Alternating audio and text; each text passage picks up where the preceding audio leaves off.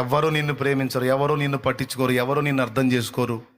నీ వాళ్ళే నిన్ను ద్వేషిస్తూ ఉన్నారు. ప్రేమ లేని ఈ ప్రపంచంలో బతకడం ఎందుకు? నువ్వు చచ్చిపోతే పోయిద్ది కదా.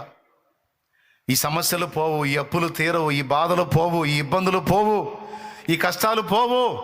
సంవత్సరాలుగా నిరీక్షించావు, ఇది మారదు. చచ్చిపో, మారదు.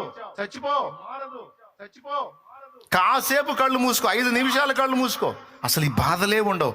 హాయిగా వెళ్ళిపోవచ్చు ఇక అని శోధించి, మనుషుడా నీ ప్రాణం నువ్వే తీసుకునేటట్టు, సోదరి నీ ప్రాణం నువ్వే తీసుకునేటట్టు నిన్ను ప్రేరేపిస్తుంది దయ్యపు ఆత్మ. అది చెప్పే సలహా నిజం కాదు. కాసేపు కళ్ళు మూసుకో అయిపోయింది, కాసేపు కళ్ళు మూసుకో అయిపోయింది, కాసేపు కళ్ళు మూసుకో అయిపోయింది అని నిన్ను రెచ్చగొడుతుంది దురాత్మ. కాసేపు కళ్ళు మూసుకుంటే అయిపోయిద్దా? ప్రాణం పోయిద్దేమో కానీ తర్వాత ఏమైందో తెలుసా?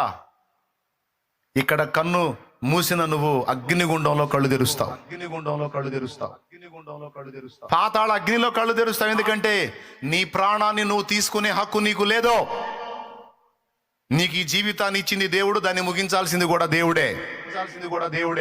అలా కాకుండా నీ ప్రాణాన్ని నువ్వు తీసుకోవడానికి ప్రయత్నిస్తే దేవుని సార్వభౌమాధికారాన్ని ధిక్కరించిన దానివి అవుతావు, ధిక్కరించిన వాడివి అవుతావు, తీర్పులోనికి వస్తావు, ఉగ్రతకు గురవుతావు. ఊరుకోడు దేవుడు. పిచ్చి పిచ్చి ఆలోచనలు చేయవాకు, గద్దించు దురాత్మని.